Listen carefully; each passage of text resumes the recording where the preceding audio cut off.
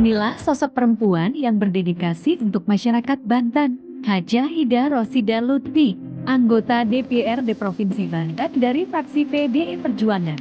Dikenal sebagai figur yang rendah hati dan bekerja dengan ketulusan.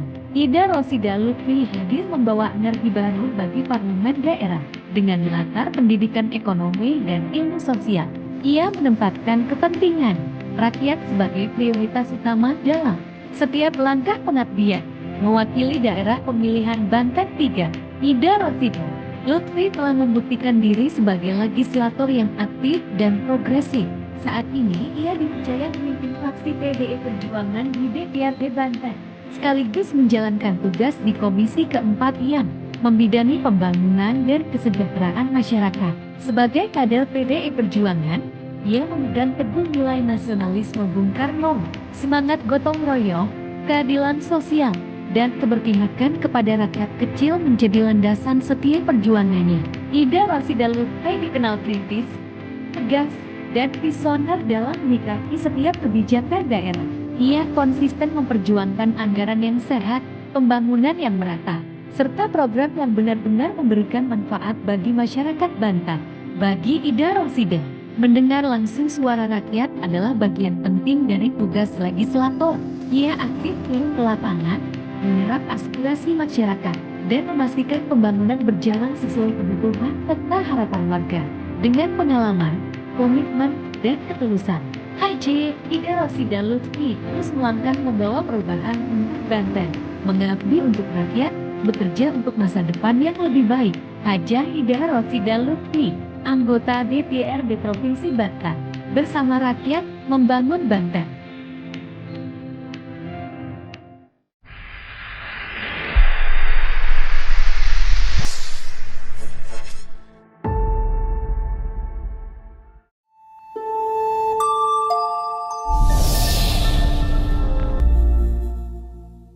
Assalamualaikum warahmatullahi wabarakatuh. Selamat datang kembali di Bagus Podcast. Hari ini edisi khusus Wakil Rakyat Bicara. Sudah hadir Ketua Fraksi PDI Perjuangan di studio kami. Kita sapa dulu. Assalamualaikum Bu Haji. Waalaikumsalam warahmatullahi wabarakatuh. Wah, subhanallah. Habis kunjungan kerja ini. Ya, salah satu tugas. Hatur nuhun sudah mampir ke Bagus Podcast Bu Haji. Sama-sama. Alhamdulillah di November Bu Haji banyak sekali kegiatan anggota Dewan itu. Reses, kemarin sudah paripurna penyampaian hasil reses. Bu Haji dari 100 anggota DPRD Banten, Bu Haji salah satu dari Dapil Kabupaten Serang. Kalau tidak salah Dapil Banten 3 ya? Iya. Nah itu berapa kecamatan Bu Haji? Kalau kecamatan ada 11 kecamatan. Wah, Solo luas sekali ya. Ya, sepertiganya Kabupaten Serang mungkin. Karena dapilnya ditambah ya? Iya. Tadinya cuma 2 dapil, sekarang jadi 3 dapil. Bukan, tadinya Kabupaten Serang itu 1 dapil. Oh, jadi 2? Iya, yang kalau awalnya kan 29 kecamatan. Sekarang itu dapil saya itu 11 kecamatan. Yang sebelahnya 18 kecamatan. Ya Allah, nanti kalau reses ada 11 kecamatan, gimana ngaturnya? Badan harus sehat Bu Haji? Itu yang pertama. Terus juga kan tidak semua bisa kita datangi. Paling setiap reses itu ya 8 desa. Wow, dari Cinangka, Bojonegara, Ya. satu ini 3 desa. Kalau saya biasanya sebelum reses itu ada masukan dari kawan-kawan tim bahwa Bu ini kan biasanya udah ada daftar duluan. Jadi yang mana dulu nih gitu kan. Jadi kita tidak melewati satu pun. Jadi sudah ada datanya. Ini yang sudah Bu, ini yang belum gitu. Kebetulan kadang-kadang ada berdekatan, kadang-kadang dari Ciomas pada Rincang ke Cinangka, atau bahkan ada dari Mancak langsung ke Pulau Ampel gitu. Jadi ya bagaimana nanti kawan-kawan yang mengatur jadwal. Sudah ada tim. Sudah ada tim supaya kan kalau saya kan namanya kita ada banyak sibukan, jadi takutnya lupa kececer. Jadi biasanya tim. Jadi oh ini Bu, yang ini. Oke, saya bilang. Cuman saya suka menekankan ke kawan-kawan tim saya kalau kita mau reses sebaiknya didampingi sama kepala desa. Karena kan program apapun yang dari provinsi itu ya harus berdasarkan usulan dari desa. Ini menarik Gitu, nih. Jadi iya. setiap Bu Haji turun ke masyarakat mulai reses selalu didampingi itu sama kepala desanya. Walaupun itu saya di rumah salah satu warga, itu kepala desa, kadang-kadang kepala desanya tuh nggak pakai seragam, sama gitu. Oh iya. Dia mungkin habis kondangan atau apa, kadang-kadang kita sore. Jadi yang penting saya kepala desa hadir. Kalaupun tidak kepala desa, ada di situ diwakili oleh sekdes. Minimal RT itu harus hadir. Iya. Jadi selalu ada perangkat desa yang mendampingi Bunda. Karena usulannya itu supaya kan kalau dari masyarakat takutnya ini program ini sudah dilaksanakan, sudah ditutupi oleh dana desa. Nah, kami itu saya terutama itu menyisir yang belum bisa dibangun oleh dana desa. Gitu. Apakah resep jitu Bu Haji ini juga disampaikan ke anggota fraksi PDIP? Kalau teman-teman reses, kalau bisa didampingi sama perwakilan perangkat desa atau kepala desa? Saya tidak menekankan, tapi pernah menyampaikan. Jadi supaya keberadaan kita juga diketahui oleh pemerintahan setempat, kan gitu. Itu kuncinya ya Bu Haji. Iya, jadi tidak liar juga karena kan kita memang melaksanakan itu salah satu tugas kita kan gitu. Terus saya itu menganggap reses itu untuk silaturahmi.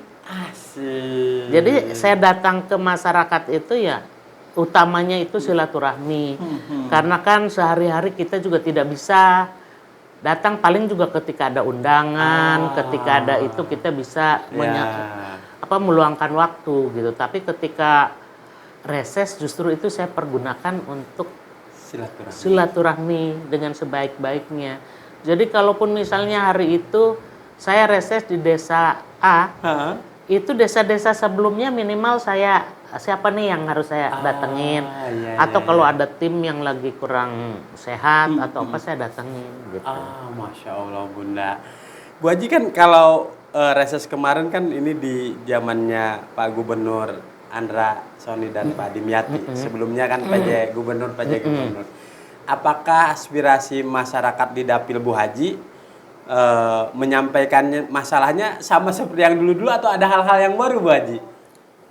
Karena kan pemerintahan ini baru.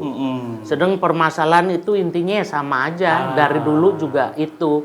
Yang paling banyak dikeluhkan tuh itu terkait jalan lingkungan ya. Terus juga sarpras lah, misalkan MCK dan lain sebagainya gitu. Terus ada beberapa yang misalkan waktu dulu pernah tuh ada pelayanan kesehatan di satu kecamatan, di satu puskesmas yang kurang baik.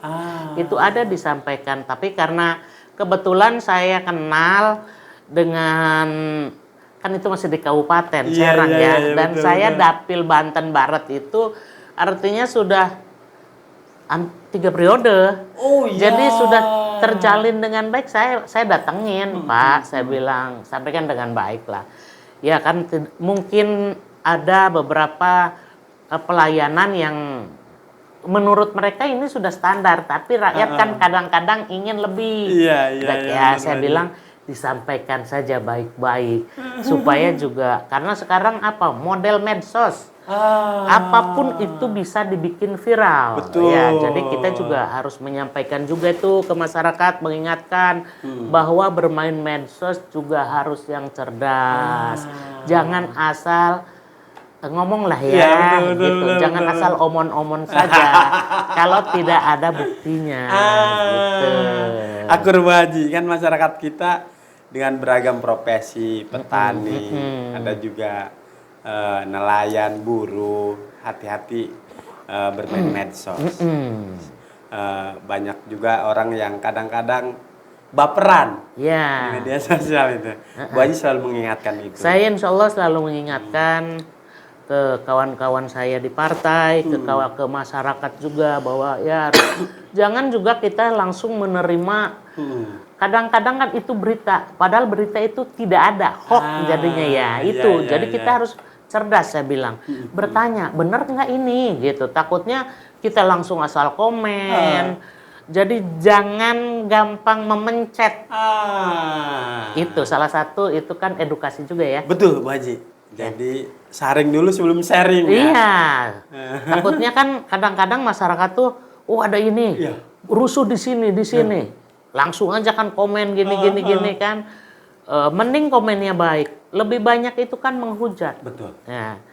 Ya saya bilang kita nggak boleh gitu juga. Karena kan belum tentu itu yang di-share itu berita bener. Betul, Bu Haji. Gitu. Sebagai jurnalis kami juga ikut mengedukasi hal-hal itu. Iya, karena itu bahaya. Bahaya, betul, Bu Haji. Bahaya karena kemarin seperti kejadian kemarin kan ada demo rumah Dewan Pusat ya, yang didatangi masyarakat, itu rumahnya dikurung, dan karena saya masih di Serang juga, saudara-saudara saya masih sekitaran ya di Ciamas baru begitu, jadi ketika ada masalah itu, saudara saya pada datang ke rumah. Mau apa saya bilang, kok banyak nih? Pada bawa, ya tahu sendiri orang Ciamas ya. Pada pakai bakter, ada apa saya bilang? Enggak, tidak katanya. Kan bayangnya manggil teteh. Tidak katanya, takutnya ini rumah tidak bahaya. Jadi ada lucunya juga, saya ada kagetnya juga. Dari situ saya tambah sadar. Waduh, saya bilang nih berita-berita kayak begini. Ini kejadian Bang Saprol. Jadi malam itu di berita rame, di rumah saya juga rame. Dan itu salah satu bentuk apa ya? Saya menyadari bahwa saya ini sebetulnya disayang sama saudara saya, gitu. Sampai hal seperti itu yang tidak kita bayangkan, karena kan tidak terjadi di kita. Terus ada berita kan itu di Ciceri, dibakar ban rame. Itu kan di belakang rumah saya. Rumah saya kan belakang Carrefour, Ciceri Indah. Dan itu saudara-saudara saya itu udah punya ini sendiri. Makanya mereka pada datang. Akhirnya ya udah saya bilang ini silaturahmi dadakan, minimal rezeki mamang nasi goreng gitu. Seperti itu jadi. Benar. Ini baru tahu nih Saprol nih. Iya, karena saya juga saya cerita cuman ke beberapa orang juga, cuman karena takutnya kok Haji Ida memperbesar gitu. Sebenarnya bukan memperbesar, karena saudara-saudara saya ada yang nelpon dulu ke suami saya, ada yang langsung datang. Kalau yang langsung telepon mungkin rada-rada orang ini ya. Kalau yang dari kampung itu karena khawatir ya katanya. Haji Ida anak Mama Haji Upi cenah bisi nanaon cenanya. Jadi sampai itu rumah saya jadi seperti dikepung, padahal dikepung sama dulurna, saking khawatirnya gitu. Itu kan sebetulnya berita nasional, tapi ngefek karena mereka menganggap itu sama. Betul, mungkin. karena masif di media sosial. Iya, jadi seperti itu. Itu sampai ada yang apa ya, saya panggil mamang kan pimamangen gitu. Datang kata saya malam-malam ke sini.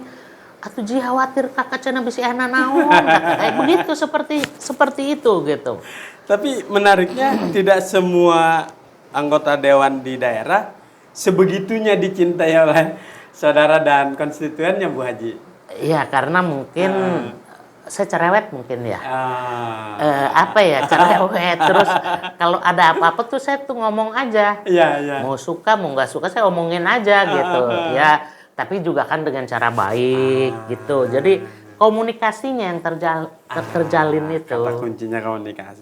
Nah, Bu Haji ada hal menarik lain nggak kalau reses? Apa Bu Haji nggak pandang waktu ya? Masyarakat minta ditemuinnya silaturahminya resesnya malam, gas malam. Jadi kan biasanya pagi, sore, ada juga beberapa anggota dewan yang resesnya malam. Bu Haji ada kegiatan yang menarik saat reses, Bu Haji? Kalau saya kalau malam kayaknya enggak deh. Karena biasanya sore udah gitu ditutup langsung ke malam.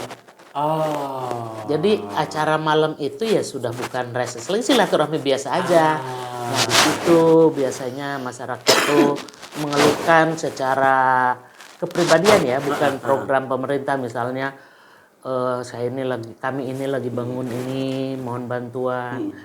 Karena saya kalau reses yang bersifat begitu saya bilang kita batasi dulu. Yang penting kita nih, jadikan saya ini tangga Bapak Ibu untuk saya berupaya untuk bagaimana caranya mengambil program dan merealisasikan itu. Jadi mengusulkan program yang Bapak-bapak usulkan dan bagaimana caranya supaya program itu terlaksana.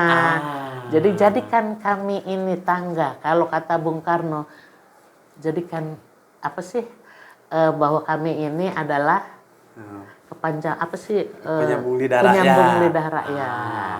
Gitu. Tadi menarik. Artinya waktu reses itu kan ada yang kebolak-balik, Bu. Nggak di Banten sih, di daerah lain kadang resesnya menyesuaikan waktu anggota dewannya, bukan waktu rakyatnya. Kalau Bu Haji justru menyesuaikan dengan rakyat yang akan didatangi. Itu keren sekali Bu Haji, bahwa wakil rakyat, anggota dan dijadikan tangga. Atur nuhun Bu Haji. Sama-sama. Sangat bagus di edisi khusus Wakil Rakyat Bicara. Senang sekali tadi banyak inspirasi dari Ketua Fraksi PDI Perjuangan DPRD Banten. Kita akan undang lagi wakil-wakil rakyat yang menginspirasi. Assalamualaikum warahmatullahi wabarakatuh.